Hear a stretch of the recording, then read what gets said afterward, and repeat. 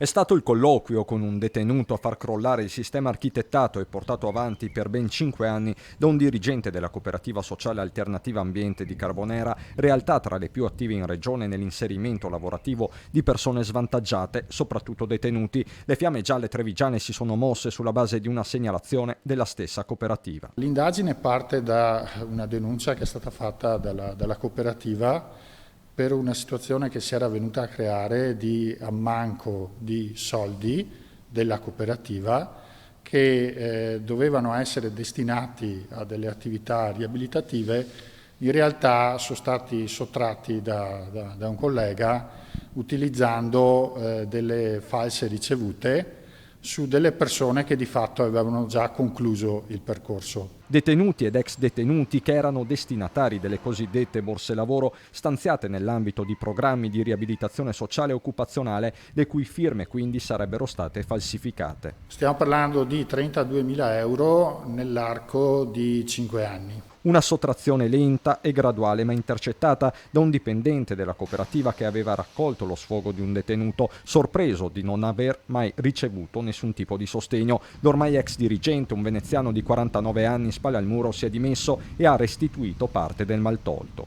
La persona non si è giustificata, ha ammesso di aver sottratto le somme, però non ha dato alcuna spiegazione, nonostante tutte le richieste di chiarimento che sono state avanzate. Nonostante la restituzione, restano le conseguenze penali del suo operato. La procura ha già concluso le indagini che lo vedono accusato di appropriazione indebita aggravata.